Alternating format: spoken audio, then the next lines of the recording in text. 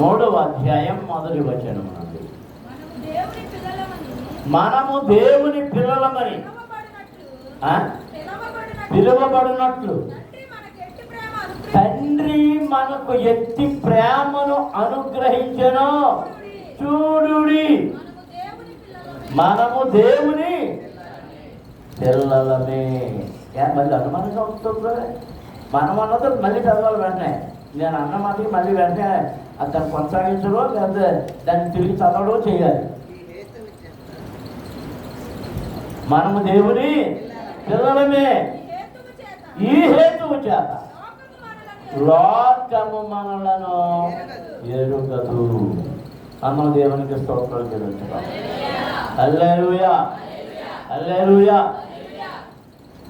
నేను దేవుని పిల్లవాళ్ళను, నేను దేవుని పిల్లను అని ఎంతమంది నమ్ముతున్నారు? వారు మాత్రం చేతులెత్తి దేవునికి స్తోత్రం చెల్లించారు. యోహాను భక్తుడు ఏం చెప్తున్నాడు? తండ్రి మనల్ని ఎంతగా ప్రేమించాడో చూడండి. ఏంటండి? తండ్రి అయిన దేవుడు మనల్ని ప్రేమించిన దానిని బట్టి ఆయన పిల్లలముగా చెప్పుకోవడానికి తన కృపను అనుగ్రహించాడు. అన్న దేవునికి స్తోత్రాలు చెల్లిస్తున్నాం. హల్లెలూయా, హల్లెలూయా. యోహాను సువార్త 10వ అధ్యాయం 37వ వచనములో, యోహాను సువార్త 10వ అధ్యాయం 37వ వచనంలో యేసయ్య ప్రజలతో, శిష్యులతో ఏమంటున్నాడో చూడండి. నేను నా తండ్రి, నేను నా తండ్రి కాదు, నేను నా తండ్రి క్రియలు చేయని ఎడల నన్ను నమ్మకుడి. అమ్మ చేతులెత్తి దేవునికి స్తోత్రాలు చెల్లిస్తున్నాను. హల్లెలూయా, హల్లెలూయా. నేను ఏ క్రియలు చేస్తున్నాను? నా తండ్రి క్రియలు, నా తండ్రి క్రియలు చేస్తున్నాను. ప్రతివాడు తండ్రి క్రియలు చేయాలి. రక్షించబడిన వాడు రక్షించబడిన వాని పోలిక చొప్పున రక్షణ క్రియలు జరిగించాలి. చూడగానే కొంతమంది పిల్లల్ని ఇది అంటారు, బాబు పోలికరా అంటారు లేదా?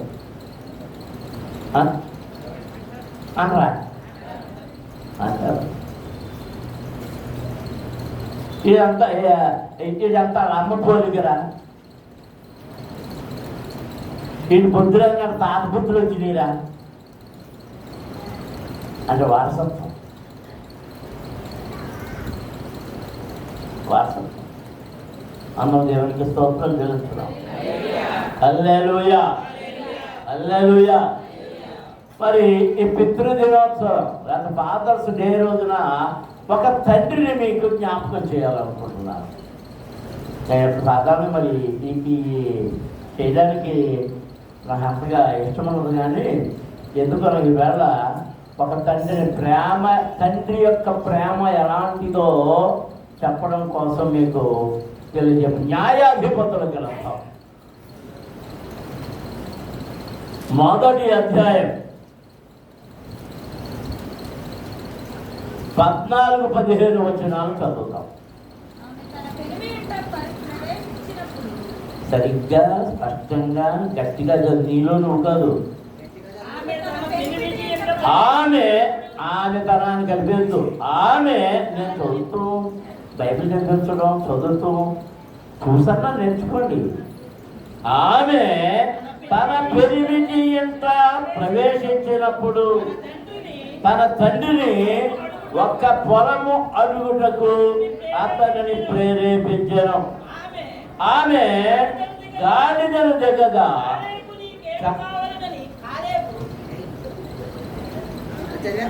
సరిగ్గా కొట్టినంటే మళ్ళీ ఎప్పుడు దెయ్యం వదిలిపోతాయి. కాలేబు తర్వాత ఏముంది? అప్పుడు ఏం చేయాలి? కాలేబు నీకేం కావాలా? కాలేబు అడుగుతుందా? కాలేబు నీకేం కావాలని? అయ్యో అర్థాలు మారిపోతాయి. నీకేమి కావాలని అడిగాను. అందుకనే దీవెన దయచేయము. మళ్ళీ మొత్తం నెత్తొచ్చేది. నాకు దక్షిణ భూమి ఇచ్చి ఉన్నావు, నీటి మడుగులను కూడా నాకు దయచేయమనను. అప్పుడు కాలేబు ఆమెకు మెరక మడుగులను కళ్ళపు మడుగులను ఇచ్చెను. దేవునికి స్తోత్రం. హల్లెలూయా. ఈ 2 వచనాలు మీరు అందరూ కలిసి చదవండి. మగలు చూస్తారు.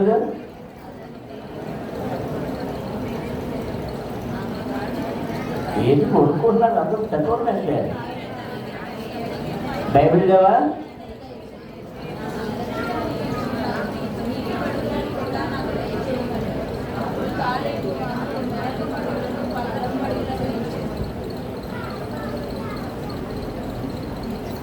అందుకు కాలేబన్నారు అంటే తర్వాత మళ్ళీ చదవాలి. మళ్ళీ చదవండి.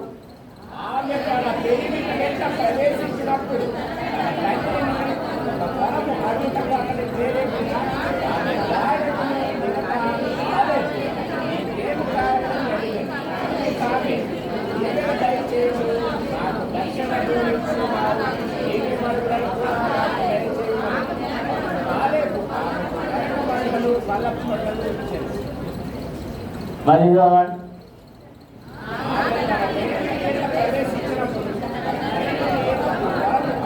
అందరూ చదువుతున్నారా?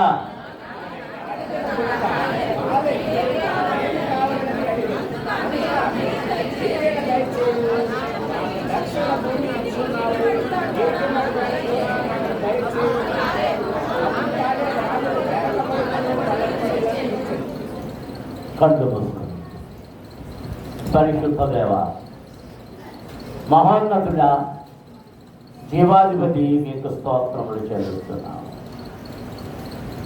ఎంతవరకు మీ సన్నిధిలో పాడాము, స్తుతించాము, కనపరిచాము, మహిమపరిచాము. నీ వాక్యమును చదివి ఉన్నాము. ఆ వాక్యాన్ని ధ్యానం చేస్తుండగా దానిలోని శ్రేష్టమైన సంగతులను మాకు నేర్పండి. అవి మా హృదయంలో ఇంకిపోయినట్లుగా చేయండి. మమ్మల్ని ఆశీర్వాదకరముగా మార్చండి. మమ్మల్ని దీవెనకరంగా మార్చండి ప్రభువా. నీ వాక్యముల ద్వారా మేము నింపబడి దీవించబడినట్లుగా మీ కృప దయచేయండి. నన్ను మరుగుపరచండి ప్రభు. నా స్వరమును మరుగుపరచండి. నా నాలుకను సడలింప చేయండి. నన్ను మీ సిలువ చాటును దాయండి. మీ ఆత్మచేత అభిషేకించండి. మీ నోటికి బోరగా వాడుకొని మీ స్వరాన్ని వినిపించి ఉనికిని ద్వారా మమ్మల్ని ఆశీర్వదించమని యేసు నామమున అడుగుచున్నాము తండ్రి. ఆమేన్. దేవునికి స్తోత్రం. హల్లెలూయా, హల్లెలూయా, హల్లెలూయా.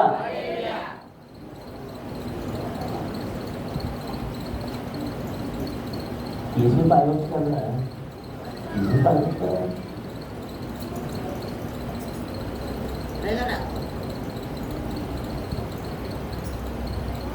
కాలేబు కుమార్తె కాలేబు కుమార్తె పేరు ఏం పేరు చెప్పండి? అక్సా. ఒక్కటే కూతురు.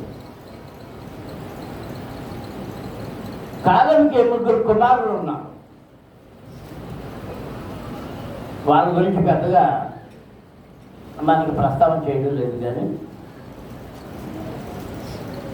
ఇదే భాగం మనకి ఈ వెనకాల అధ్యాయాల్లో ఏంటి యెహోషువ గ్రంథంలో కూడా మనకి కనబడుతుంది.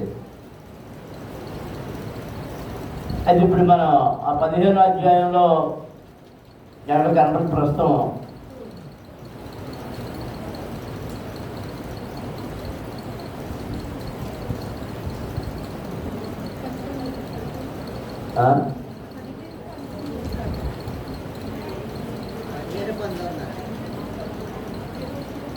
ఆ 15వ అధ్యాయంలో అక్కడ కూడా 16 వచ్చిన ఆ చరిత్ర మనకు కనబడుతుంది. కొత్తగా ఈ సంగతులు మీకు తెలియచెప్పాలని ఆశిస్తూ ఉన్నాను. కాలేబు శ్రేష్టమైన వాడిగా ఇశ్రాయేలు చరిత్రలో కనబడుతున్నాడు.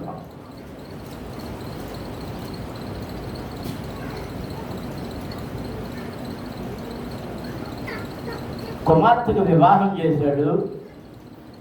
ఆ వివాహం చేసినప్పటికీ ఈ వివాహాన్ని గురించి మనకి 8వ వచనం నుండి వ్రాయబడు. చూడండి ఒకసారి. యోధా వంశస్థులు యెరూషలేము మీదకి యుద్ధము చేసి దానిని పట్టుకొని కొల్లబెట్టి ఆ పట్టణంను కాల్చివేసి, తరువాత యోధా వంశస్థులు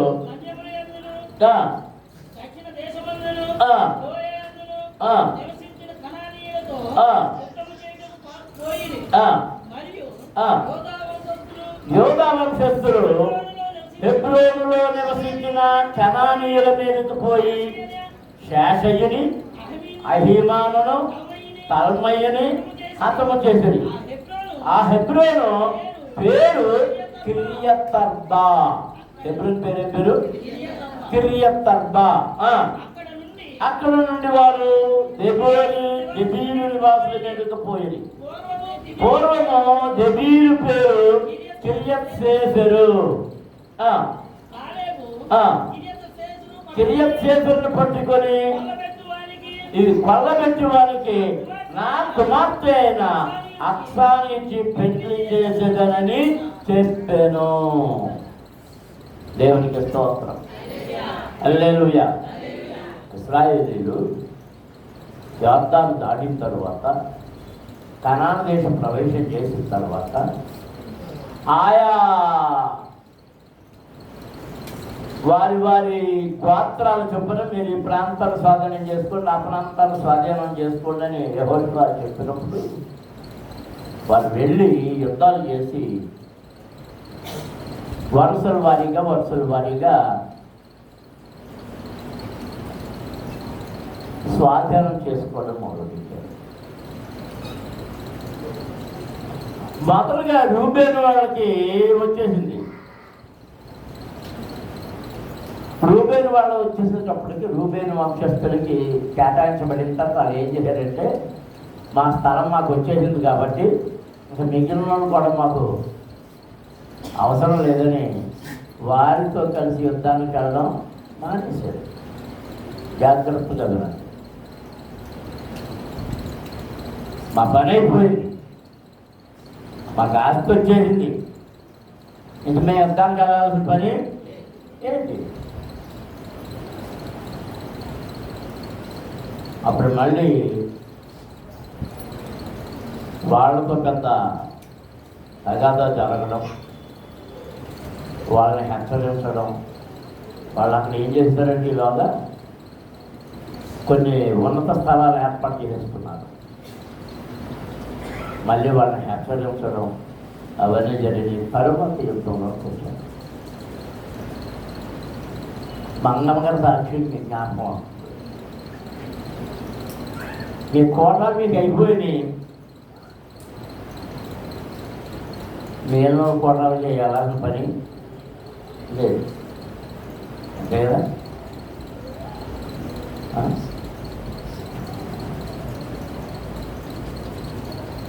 ఇది ఎక్కడ లేదు, ఎక్కడ లేదు ఉంటుంది. ఎక్కడికి వెళ్ళిపోయింది, ఎక్కడ పంపేశారా? అమ్మకంతులు ఇద్దరు వెళ్ళిపోయారా? అమ్మాయి ఏమన్నా మరి ఇది వెళ్ళిపోయింది.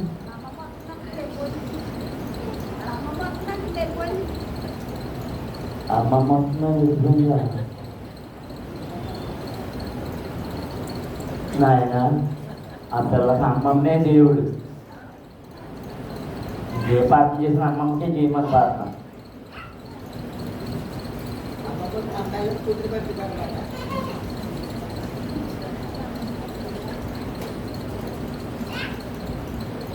ఇప్పుడు అర్థం దేవుడు ఎలా అంటాడు?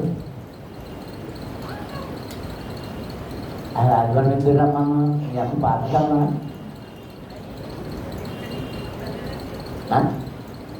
వెళ్దా మరి మరి మరి మరి ఎందుకు వెళ్ళింది పని చేస్తారా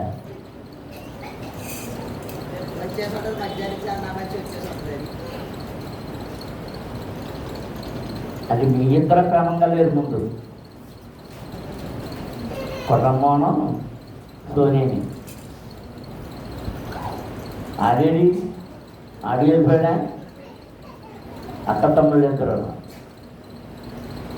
ఎలాగే బయట ఆడుతుంటాయి మరి సడన్గా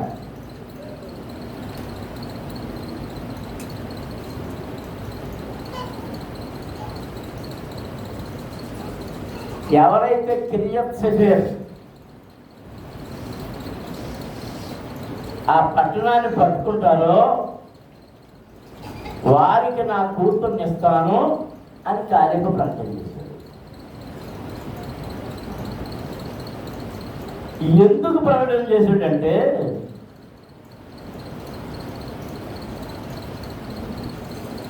ఈ పంపకాల్లో కాలేబుకు హెబ్రోను ప్రాంతమంతా స్వాస్థ్యముగా ఇవ్వబడింది. హెబ్రోను ఇవ్వబడింది.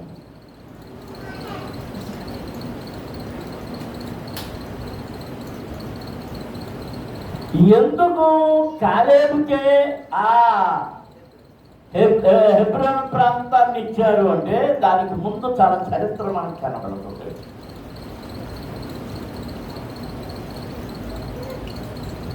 ఇశ్రాయేలులు ఐగుప్తు నుండి బయలుదేరి వచ్చేస్తూ ఉన్నప్పుడు, ఇక దగ్గరకు వచ్చేస్తాను అన్నప్పుడు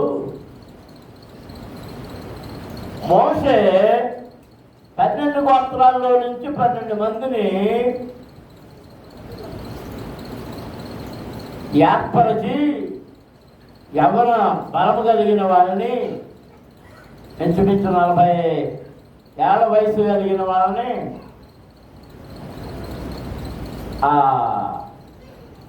ఆ దేశానికి వెళ్ళి మన స్వాధీనం చేసుకోబోయే దేశం పలానా దేశం కదా అంతా వెళ్ళి చూసి రండి అని పంపించారు. ఎంతమందిని? 12 మంది. ఈ 12 మందిలో తిరిగి వచ్చిన తర్వాత 10 మంది గోల చేయడం మొదలు పెట్టారు. అయ్య బాబోయ్, ఆడ అంతంత ఎత్తున్నారో, ఎంతంత లావున్నారో, ఆడ ముందు మేము ఎలా ఉన్నాం? మెడతలో ఉన్నాం. మెడతలో ఉన్నాం.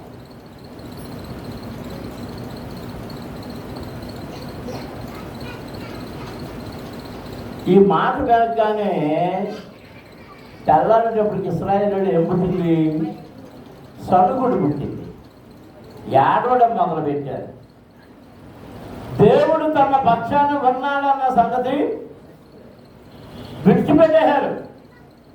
బుద్ధిపూర్వకంగా వదిలేశారు. భయం వారిని పీడించడం మొదలుపెట్టింది. అంతకుముందు ఎర్ర సముద్రం చీలిపోవడం వారు చూశారు. ఫరో సైన్యం సముద్రంలో మునిగిపోవడం వారు చూశారు. మంచినీళ్ళు లేనప్పుడు బండలో నుండి నీళ్లు రావడం వారు చూశారు. మారాలే నీళ్లు చేదుగా ఉన్నప్పుడు వీరి కొరకు చేదు జలాన్ని మధుర జలముగా మార్చడం చూశారు. అయినప్పటికీ అన్ని మేలులు పొందుతున్నప్పటికీ వారు ఎవరి మాట నమ్మలేదు? దేవుని మాట నమ్మలేదు. భయపడింది. కానీ యెహోషువ కాలేబులు మాత్రం ఏమంటున్నారంటే, వారు ఎంత గొప్ప మనుషులైనా, ఎంత గొప్పవారైనా, ఎలాంటి వారైనా ఆ దేశాన్ని దేవుడు మనకు ఇస్తానన్నాడు కనుక మనం తప్పకుండా జయం పొందుదాం, మనం వెళ్ళిపోదాం అన్నారు. ఏడుపు చూసి దేవునికి కోపం వచ్చి సరే మీరు వెనక్కి నడవన్నారు. వాళ్ళు భయపడి ఏడ్చి కన్నీళ్లు పెట్టి సనుగుకున్నందుచేత వాళ్ళ ప్రయాణం ఎంతకాలం పొడిగిపోయిందంటే 40 సంవత్సరాలు పొడిగింది. అది 40 రోజులు తిరిగి వచ్చారు కనుక 40 రోజులు తిరిగారు. ఈ 40 సంవత్సరాలు ఇక అరణ్యంలో సంచరించడం ప్రారంభించి శిక్ష మనము కానీ దేవుని యొక్క వాగ్దానమును ఆయన ఇచ్చినటువంటి ఆ మాటను నమ్మని ఎడల మనకు కూడా అది శిక్ష.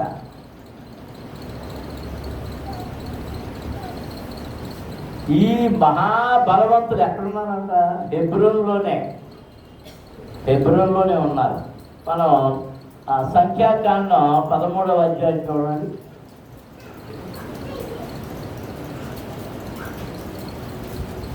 13వ అధ్యాయం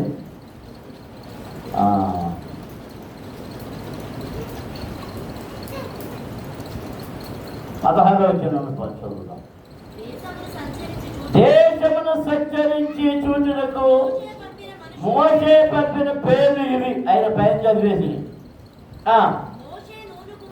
మోషే నూను కుమారుడైన హోషేకు యెహోషువను పేరు పెట్టెను. మోషే కనాను దేశమును సంచరించి చూచుటకు వారిని పంపినప్పుడు వారితో ఇట్లనెను, మీరు ధైర్యము తెచ్చుకొని దాని దక్షిణ దిక్కున ప్రవేశించి ఆ కొండ ఎక్కి ఆ దేశము ఎత్తిదో దానిలో నివసించి జనము బలమగలదో బలము లేనిదో కొంచెమైనదో విస్తారమైనదో వారు నివసించి భూమి ఎట్టిదో అది మంచిదో చెడ్డదో వారు నివసించే పట్టణములు ఎట్టివో వారు గుడారములలో నివసించుదురు కోటలలో నివసించుదురు ఆ భూమి నిస్సారమైనదో నిస్సారమైనదో దానిలో చెట్లున్నవో లేవో కనిపెట్టలేను. మరియు మీరు ఆ దేశపు పండ్లలో కొన్ని తీసుకుని రండని చెప్పాను. అది ద్రాక్షల ప్రథమ పక్వ కాలము. ద్రాక్ష పండిపోయి మొదటి కోతకి వచ్చిన కాలం. దేవునికి స్తోత్రం. నేను ఎందుకు పంపాడట ముందే చెప్పాడు, ధైర్యము తెచ్చుకొని దాని దక్షిణ దిక్కున ప్రవేశించండి. ఆ దేశము ఎట్టిదో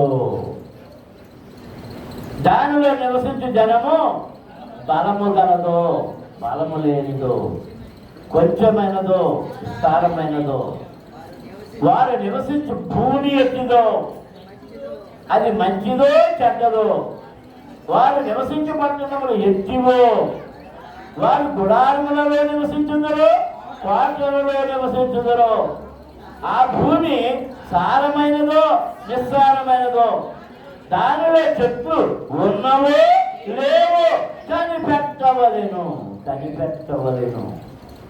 దేవునికి స్తోత్రం. హల్లెలూయా హల్లెలూయా హల్లెలూయా. ఎలాంటివన్నీ పెళ్లి చూపుల్లో ఆడపిల్లకుండి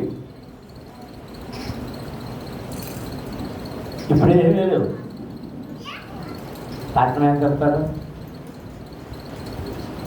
ఎర్రబందా లేదా? ఎర్రబందో లేదో పెళ్లి చూపుల రోజు ఫలానా రోజు పెళ్లి చూపులకు వస్తారనేటప్పటికి వెళ్ళి ఎక్కడికి వెళ్ళిపోతున్నారు? రాజమండ్రి బ్యూటీ పార్లర్కి వెళ్ళిపోయి ఈ కనుబొమ్మలన్నీ పీకిచ్చేసుకొని అన్ని అలా తయారు చేసేసి ముట్టుకి ఈ బొగ్గలు దిగిపోయావా? ఈ బొగ్గల మీద రంగులే ఏ రంగు? పింక్ రంగు. ఎందుకో నాకు అర్థం కాదు.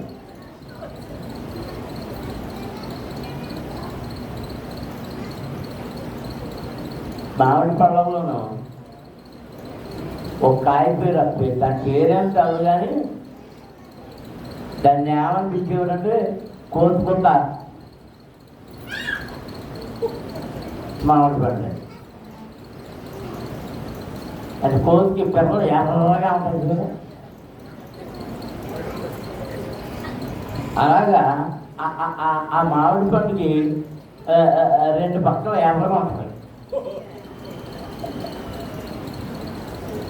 మా అమ్మ చెప్పిన పేరు నాకు అది.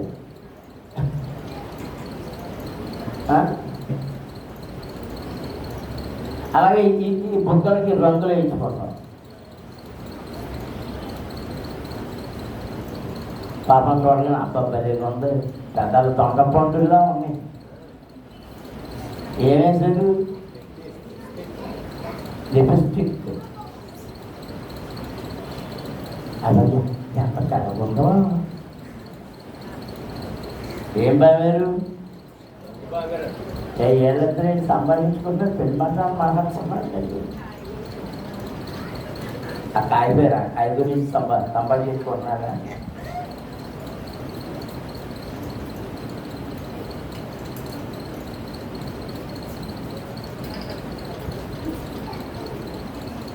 అమ్మ భలేగుందని పెళ్లి చేశాక అంత అయిపోయాక తలస్నానం చేసినప్పుడు కానీ చూస్తే ఉంటుంది,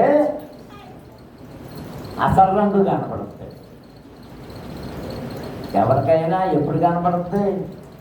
ఎవరికైనా తలస్నానం చుట్టూ రంగు చేసుకున్నాక అర్థం కాదు. తలస్నానం చేసే దాంట్లో కూడా రంగు తేడాలు ఉన్నాయి. మీ ఇద్దరికి అది ఒక్క టాలెంట్ కూడా వస్తలేదు.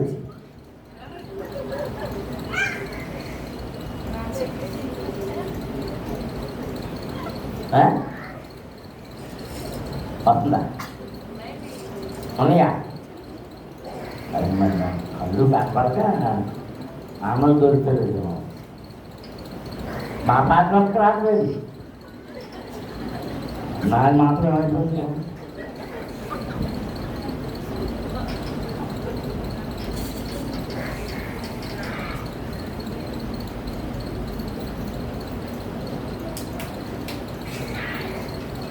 ఏం చూస్తున్నారు? ఆ ఇంటికి వెళ్ళి ఇల్లు డబ్బా బలె కట్టాడండి. అది ఇంట్లో పీరువాళ్ళు బలేగా ఉన్నాయండి, అవి బలేగా ఉన్నాయండి, అవి బలేగా ఉన్నాయండి. ఏం చూసి ఇంతకీ పిల్ల బాగుందా లేదా, పిల్లవాడు బాగున్నాడే లేదా, అది గుణమైనది దీని గుణమైనది ఇది అడుగుతా లేదా? అంత అయిపోయాక 2-3 నెలలు ఎరక్కపోయి చేసుకున్నాను అంటున్నారు. మరి ఏం చేస్తున్నారన్నా? ఎరక్కపోయి.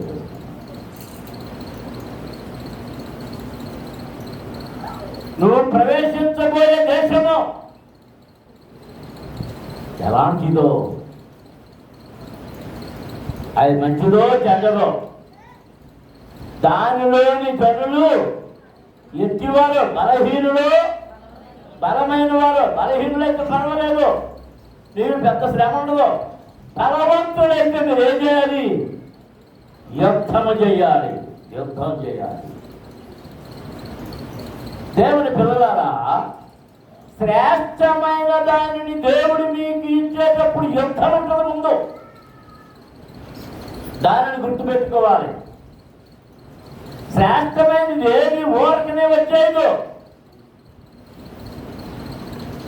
కొంత శ్రమ, కొంత కష్టం, కొంత ఇబ్బంది, కొంత వ్యతిరేకత అవన్నీ దాటితేనే కానీ ఆ శ్రేష్టమైనది మీకు దొరకదు.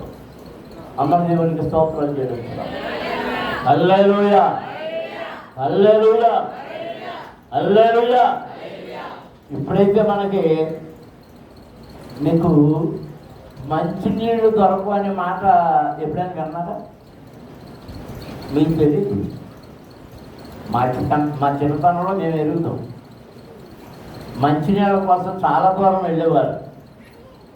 ఈ చెరువు వెళ్ళిపోతే పాపే చెరువులో ఉన్నాయంటే అక్కడికి వెళ్ళి తెచ్చుకునేవారు.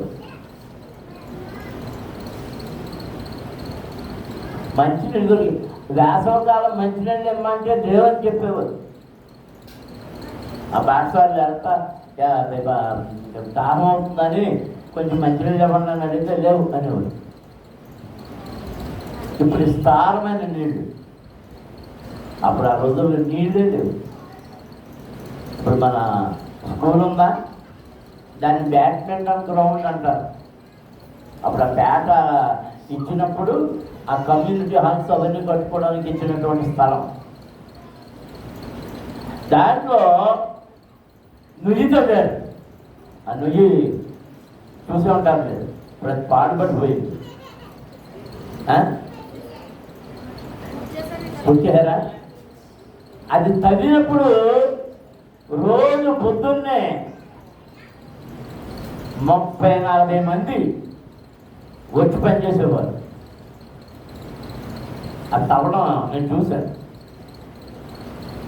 ఆడవాళ్ళు మగవాళ్ళు కూడా మధ్యాహ్నం వరకు తగ్గేవారు. వేసవకాలం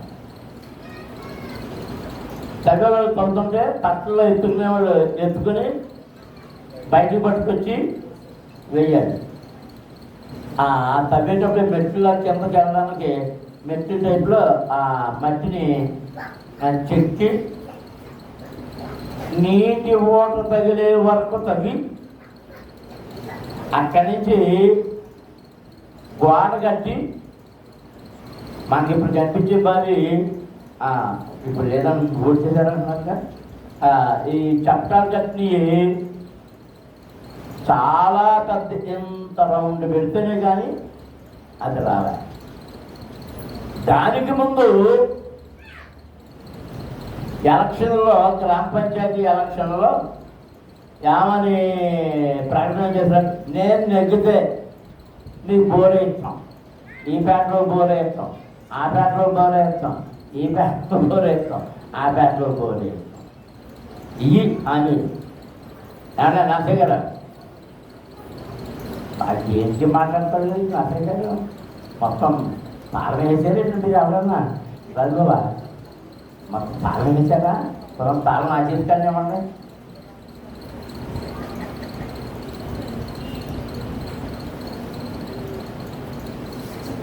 చివరికి ఎలక్షన్లు అయిపోయావు కానీ జరిగేవి కాదు. ఒకసారి మాత్రం ఎలక్షన్కి ముందే మద్దుకూరు నాగరాజు గారు ఆయన 4-5 వేయించాడు బోర్డు. అందులో ఇప్పుడు మన ఇక్కడ ఆ బోర్డు ఉందా? అది లేదనుకుంటుంది. లేదు, ఇప్పుడు ఆ చెట్టు కట్టాడు కదా, చెట్టు కట్టాడు కదా స్కూల్ దగ్గర. అది ఏం చెట్టు? అది రామకి మీకు 5లోనే ఉన్నారు. ఉంది, ఇప్పుడు ఉంది. అందరూ గంగరాజు అందరూ పానం గంగయ్య వాళ్ళందరూ ఇంటి పెట్టుకోవచ్చు కదా ఏమా ఉంది కదా. మరి ఏంటి ఎంత కదా వస్తున్నారా? ఇంకా అయ్యో బాబా మానపిల్లలు ఎంత వాళ్ళు నేను చూడలేదు. సరిగ్గా మా విజయమ్మ ఇంటి ముందే ఉంటారు. రోడ్డు ఉందా? మీ అమ్మగారి ఇంటి రోడ్డు ఉందా? సారమ్మ గారి ఇంటి రోడ్డు ఉందా? ఈ మూలలో లేదా చిన్న షెడ్డు లేకపోతే ఎంత చూసి వెళ్ళి నీ దాంట్లో ఫోటో తీసి నడుపు చూశాను. నువ్వు అక్కడ నిలబడి ఫోటో తీయించుకోవాలి షెడ్ దగ్గర.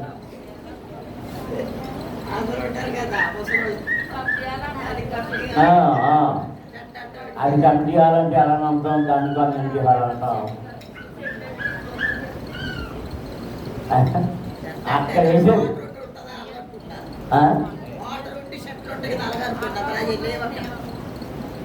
షెడ్ చేశారే. ఎవడో ముసలి వాళ్ళు ఉండేవారు, పొలాలు కంటే కూడా ఉండేవాడు అక్కడ చెప్పానా? కమిటీ హాల్ అన్నారా? ఏ కమిటీ అమ్మదే?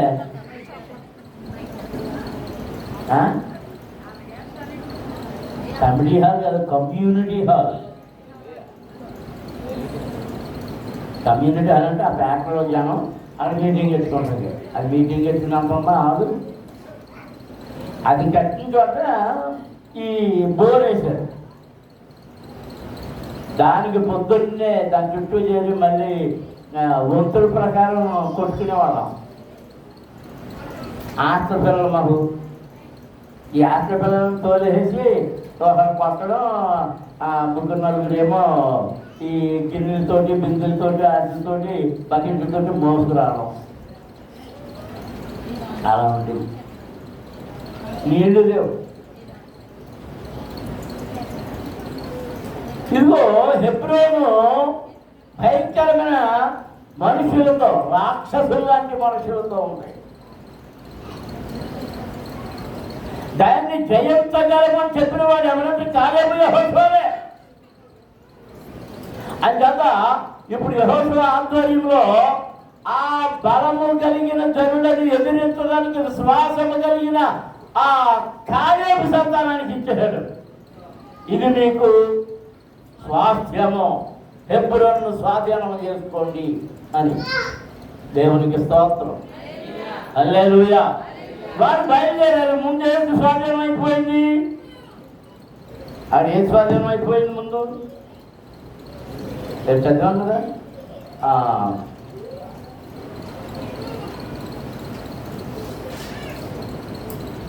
వారు దెబేరు నివాసుల మీదకి పోయేది. పూర్వం దెబేరు పేరు కిర్యత్ సెఫెరు,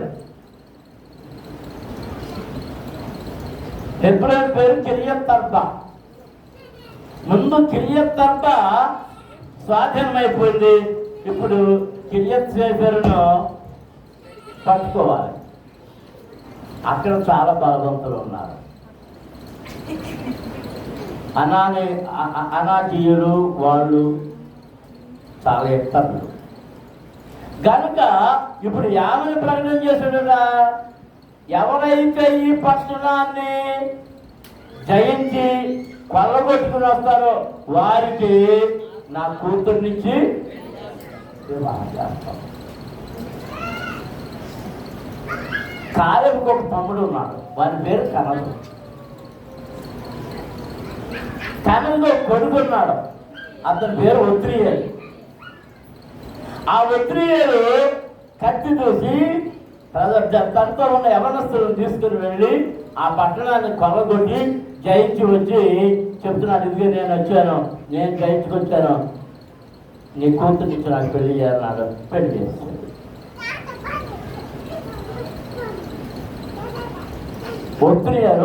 ఒత్రియేలుకి అక్సాన్ని ఇచ్చి వివాహం చేశాడు. ఈ చీర శారీ పెట్టి పంపించాను కదా, పంపించారు. Very good. ఏంటి గొంతులేండి, ఇద్దరు గొంతులు వేసుకోండి. అది అక్కడ అక్కడ అక్కడ అమూల బంధం, అమూల దగ్గర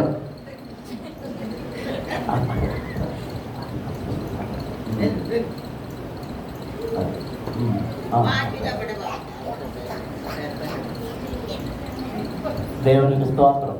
మీరు ఏమేమి కొందరు లేపుతున్నారు మరి? ఎప్పుడు చెప్పాడు మీరు అరవబట్టి ఎవరో, మీరు అరవని ఎవరు అడుగుతున్నారని పిల్లలు అడుగుతున్నారు. మరి మీ ప్లేస్లో మీరు ఏమేసిన తంతులు ఆయన లేస్తున్నారు. అయినోడే దేవునికి స్తోత్రం. అలా కాబోయే సువార్థికులను సోల్ విన్నర్స్ ఉన్నాం. దేవునికి స్తోత్రం. హల్లెలూయా. యక్సాను ఆ ఇంటికి ప్రవేశించినప్పుడు ఆమెకు ఇవ్వాల్సిన ఇచ్చేసి పంపించినప్పుడు కనలు ఒత్రియేలు భార్య భర్తలు ఇద్దరు కూర్చొని ఇవి ఈ భూమి ఇచ్చాడు నాన్న అని చెప్పినప్పుడు ఆమెతో చెప్పాడు, భూమి ఇచ్చాడు మంచిదే, అందులో ఏం లేదో తెలుసా, నీరు లేదు. ఏం లేదు, నీరు లేకపోతే ఎలాగా? పంట పండుద్దా? పంట పండదు. కనుక వెళ్ళి నీళ్ళు కడుగు, నీళ్ళు కడుగు. అందరూ దేవుడికి స్తోత్రం చేద్దాం. హల్లెలూయా, హల్లెలూయా. అప్పుడే తండ్రి దగ్గరకు బయలుదేరి వచ్చింది. గాడిద మీద వచ్చి గాడిద దిగి తండ్రి దగ్గరకు వెళ్ళగానే తండ్రి అడుగుతున్నాడు, అమ్మా నీకు ఏమి కావాలను? నీకు ఏమీ కావలేను. దేవునికి స్తోత్రం. ప్రియమైన దేవుని పిల్లలారా, మీరు అవసరత కలిగి ఉన్నారు. అది ఏ అవసరతో మీకు తెలుసు. ఆరోగ్య అవసరత, ఆర్థిక సంబంధమైన అవసరత, రుణ సంబంధమైన అవసరత, న్యాయ సంబంధమైన అవసరత, ఆ ఏ అవసరత నీకే తెలుసు. పిల్లల వివాహాలను గురించిన అవసరత, లేక గర్భము మూయబడి గర్భము తెరవబడకుండా ఉన్న గొడ్రాలితనం అనే సమస్య, ఏ సమస్య, ఏ అవసరతో, ఏ అక్కరో నీకు తెలుసు. కలిగి ఉన్న నీవు, అక్కర కలిగి ఉన్న నీవు ఎవరి దగ్గరికి పోవాలంటే నీ తండ్రి దగ్గరకు. ఎవరి దగ్గర పోవాలి? చెప్పనందరం. తండ్రి ఎక్కడున్నాడు? హెబ్రోనులో ఉన్నాడు. నీ తండ్రి పరలోకములో ఉన్నాడు. హెబ్రోను దేవుని సన్నిధి, అబ్రహాముకి ఇచ్చిన వాగ్దానపు భూమి. ఆ భూమిలోనికి వచ్చి అక్కడ నీ తండ్రి దగ్గర నిలిచి అడగాలి. దేవునికి స్తోత్రం. నీవు దేవుని మందిరానికి రావాలి, దేవుని సన్నిధికి రావాలి. శనివారం వచ్చి ప్రార్థన చేయమంటే ఇద్దరు ముగ్గురు కనబడుతున్నారంటే. నీకు రోగాలు ఉన్నాయా? దేవుని సన్నిధికి వచ్చి ప్రార్థన చేయి. అప్పులు ఉన్నాయా? అవి తీరాలని దేవుని సన్నిధికి వచ్చి ప్రార్థన చేయి. నీకు నిద్ర పడతాదా? దేవుని సన్నిధికి వచ్చి ప్రార్థన చేయి. నీకు కడుపులో నిప్ప? దేవుని సన్నిధికి వచ్చి ప్రార్థన చేయి. నీకు ఏ జబ్బు ఉన్నా, ఏ రోగం ఉన్నా, ఏ వ్యాధి ఉన్నా, ఏ దోషం ఉన్నా ఎక్కడికి వచ్చి ప్రార్థన చేయాలి? దేవుని సన్నిధిలో నిలబడి లేదా కూర్చుని మాకరించి ప్రార్థన చేయి. సొలొమోను దేవునితో చెప్పాడు, నాయనా మాకు కరువు వచ్చినా, తెగుళ్ళు వచ్చినా, ఏది వచ్చినా, యుద్ధాలు వచ్చినా, ఏది సంభవించినా మేము ఎక్కడికి వస్తాం? ఇదిగో నీవు నివసిస్తానన్న ఈ స్థలంలోనికి వచ్చి నీ మందిరంలో నిలిచి మేము మీ తట్టి కన్నులెత్తి మా చేతులు చాపి ప్రార్థన చేసినప్పుడు మా ప్రార్థన విని జవాబిచ్చి మాకు విడుదల కలగజేయి. దేవునికి స్తోత్రం. హల్లెలూయా. అందరూ స్తోత్రం చెల్లించుదాం. గట్టిగా దేవుని స్తోత్రించండి. హల్లెలూయా. పరలోకపు తండ్రి ప్రార్థనను ఆలకించువాడు. మన పరలోకపు తండ్రి మన అవసరతలను తీర్చేవాడు.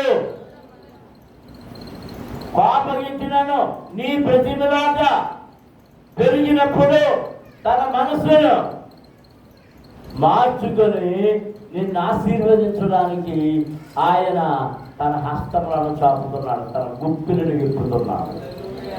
అందరూ దేవునికి స్తోత్రం చేయండి. హల్లెలూయా. తండ్రి దగ్గరికి రాగానే నువ్వేం చేయాలి? అక్స ఏం చేసింది? ఏం చేసింది చెప్పండి. గాడిద దిగింది. గాడిద మీద నుంచి దిగింది. నువ్వు గాడిద ఎక్కావో, కొండ ఎక్కావో, కారు ఎక్కావో, బస్సు ఎక్కావో, ఏమి ఎక్కి కూర్చున్నావో అంటే నిన్ను నువ్వు హెచ్చించుకున్నావు, గొప్ప చేసుకున్నావు. దేవుడు ఇచ్చిన పట్టి మంచం మీదకి ఎక్కువ కూర్చున్నావు. పట్టి మంచం కాదు, ఇప్పుడు డబల్ కాట్ ఎక్కువ కూర్చున్నావు.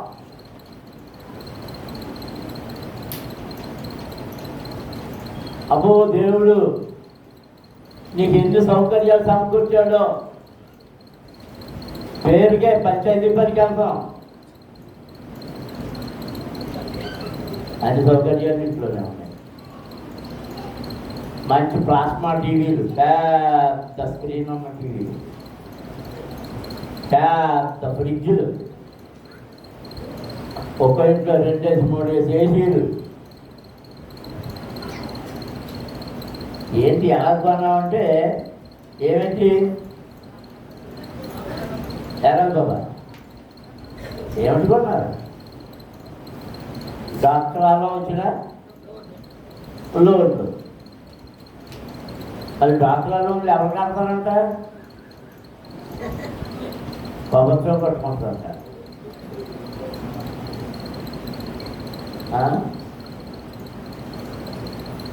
గుర్రాలే ఎక్కావో, టీవీలే ఎక్కావో, ఏసీలే ఎక్కావో, డబల్ కార్లే ఎక్కావో, ఫ్రిడ్జ్లే ఎక్కావో, వాటి మీద నుంచి నువ్వు దిగాలి.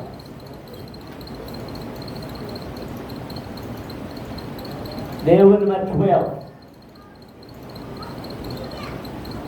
ఎండిపోతున్నావు, మడుగులు లేవు, ఎండిపోతున్నావు. నేను చాలామందిని గమనిస్తున్నాను, పెళ్ళికి వెళ్తారో ఎవరు చేస్తారో, పుట్టినరోజుకి వెళ్తారో ఎవరు చేస్తారో, ఈ చార్ మీద కూర్చున్నది ఏంటండి, పెద్ద మనిషి అయిన దానికి ఎంత ఖర్చు పెడుతున్నారో దేవుడికి కానికిచ్చేటప్పుడు మాత్రం దేవుడికే కదా 150 కావాలి.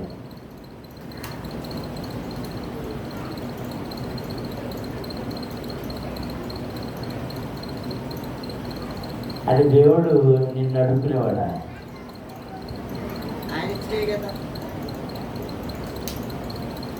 ఆయనకి ఇవ్వాల్సింది ఇవ్వకపోతే దేవుణ్ణి చిన్న చూపు చూస్తే ఎంత చిన్నగా పరిగణించావో ఆ స్థితి మనకు వచ్చేస్తుంది. దశంబాలు కరెక్ట్గా చెప్తున్న వాళ్ళు ఎంతమంది ఉన్నారు? 4,000 పెన్షన్ వచ్చి ఎంత చేస్తున్నాం? డాక్టర్ రుణం 20,000 వచ్చింది, ఎంత తీసావు? ₹1,00,000 వచ్చింది, ఎంత తీసావు? 50,000 వచ్చి ఎంత తీసావు? ఉద్యోగాలు చేసి రిటైర్ అయిపోయిన వాళ్ళు జీతాల పెన్షన్లు వస్తున్నాయి 40,000, 50,000, 60,000, 70,000. ఎంత చేస్తున్నావు? 200, 300, 500.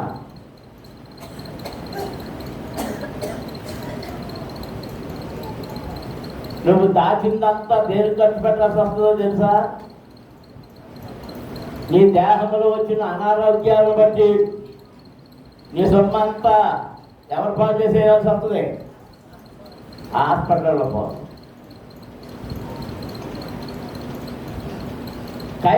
కైసరికి దేవునివి దేవునికి ఇవ్వాలి. ఇది 1,00,000 వచ్చింది, గాలిని దిగింది, తండ్రి ముందు విధేయంగా నిలబడింది, విధేయతగా నిలబడింది. అమ్మా నీకు ఏమి కావాలి? నాన్న నాకు దక్షిణ భూమి ఇచ్చావు. ఏమిచ్చావు? దక్షిణ భూమి అంటే ఎత్తైన భూమి, ఎత్తు. ఉత్తర భూమి పల్లం. దక్షిణ భూమి ఇచ్చావు. నాకు నీళ్లు లేవు. ఏమి లేవు? నీళ్లు లేవు. నాకు వాటితో పాటు నీటి మడుగులను కూడా ఇవ్వు. నీటి మడుగులను కూడా ఇవ్వు. ఏమైనా ఆ లెక్క ఈ లెక్క ఏమని చెప్పాడా? లేదు. వెంటనే ఏం చేశాడుట?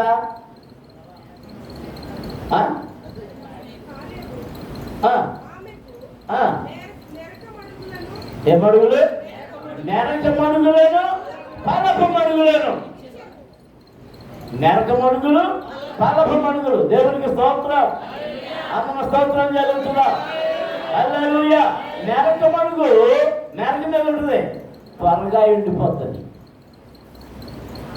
ఆ నీళ్ళు తోడే కొద్దీ వేసవి వచ్చేటప్పుడు ఏంటి, అక్కడ నీళ్లు దొరకవు. కానీ అది ఎండిపోయినా ఎక్కడ సిద్ధంగా ఉంది? పల్లపు మడుగు సిద్ధంగా ఉంది, దెబ్బగా తెచ్చడానికి, పంట పండించుకోవడానికి. అమ్మ చేతులెత్తి దేవునికి స్తోత్రం చేస్తున్నాం. హల్లెలూయా, హల్లెలూయా, హల్లెలూయా, హల్లెలూయా, హల్లెలూయా. పిల్లలను ఆశీర్వదించియు బలపరచని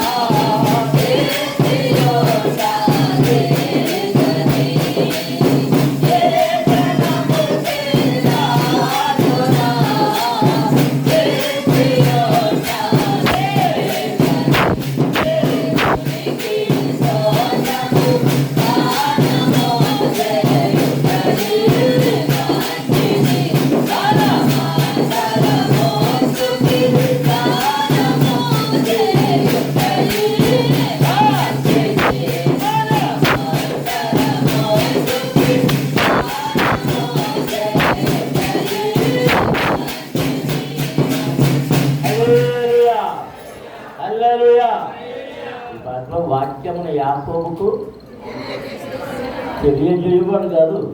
ఇప్పుడు చెప్తాడు, యాకోబు ఉన్నాడా? తెలియజేసిన వాడే, తెలియజేసాడు. తెలియజేయవాడు అంటే యాకోబు రాబోతున్నాడా? కాదు. ఆ యాకోబు ఆల్రెడీ తెలియజేసాడు. ఏ జనానికి ఎలా చేయలేదు. ఈ 12 గోత్రాలు ఎవరే? యాకోబుయే.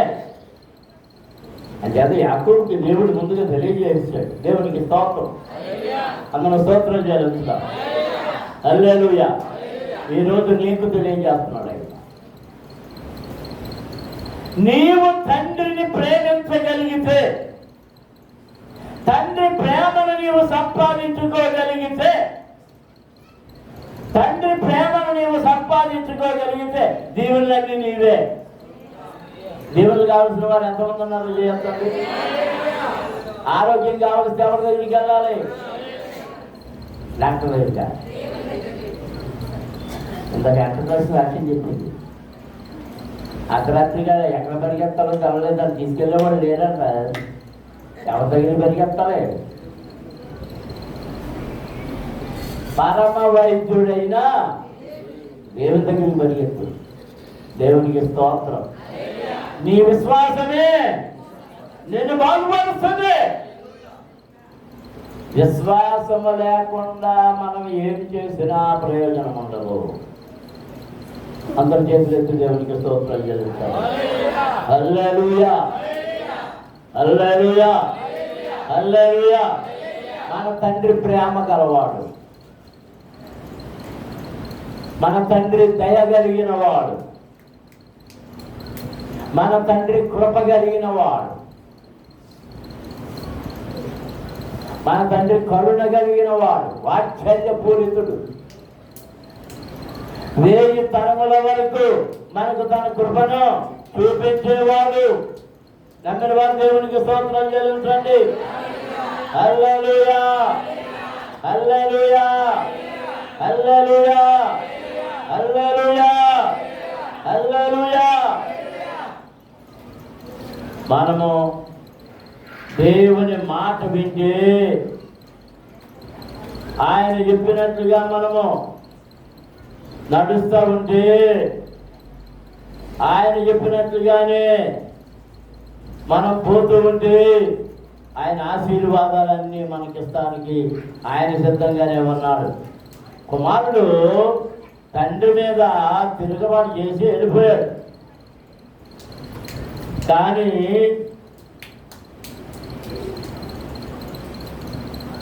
అన్నీ పోగొట్టుకున్న తర్వాత తిరిగి వచ్చినప్పుడు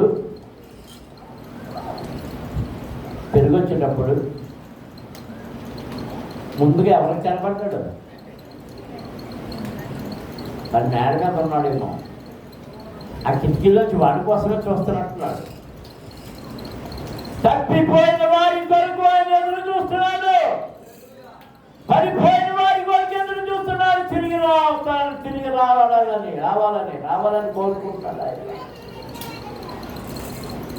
మనసు మార్చుకొని రావాలని కోరుకుంటున్నాడు. తండ్రికి తెలుసు వాడు చెడిపోయిన మనసుతో వెళ్తున్నాడు. అన్నీ పోగొట్టుకుంటాడు. దేవుని పిల్లలారా, దేవుని ఆత్మని ఐశ్వర్యాన్ని కలిగిన వారం, పరిశుద్ధాత్మ ఐశ్వర్యం మనం కలిగి ఉన్న వారములోనే ఐశ్వర్యము కలిగిన వారం, ఫలముల చేత నింపబడిన వారం. ఎప్పుడైతే పడిపోయామో ప్రార్థన మనలో నుండి వెళ్ళిపోతుంది, విజ్ఞాపన మనలో నుండి వెళ్ళిపోతుంది, భక్తి మనలో నుండి వెళ్ళిపోతుంది, విశ్వాసం మనలో నుండి వెళ్ళిపోతుంది.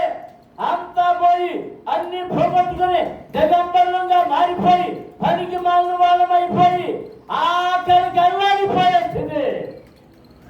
ఏ మేలు పొందలేము.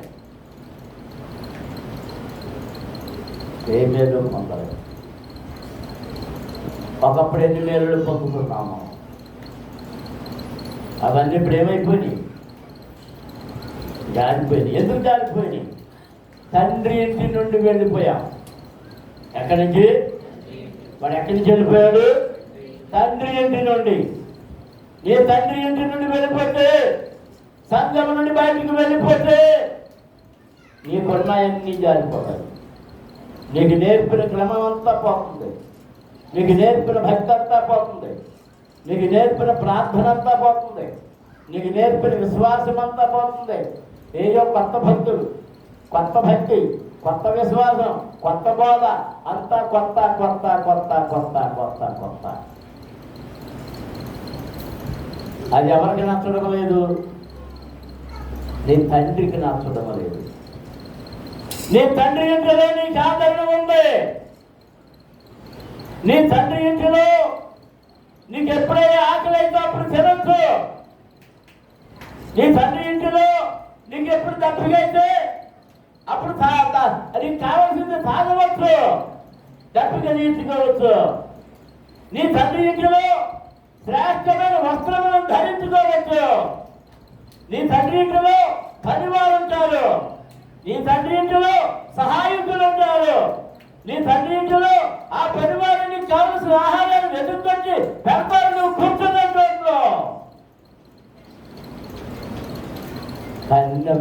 ఎప్పుడైతే తండ్రి ఇంటికి వెళ్ళిపోతావో అవన్నీ పోగొట్టుకుని దరిద్రుడైపోయాడు. వాడు ఏమైపోయాడు?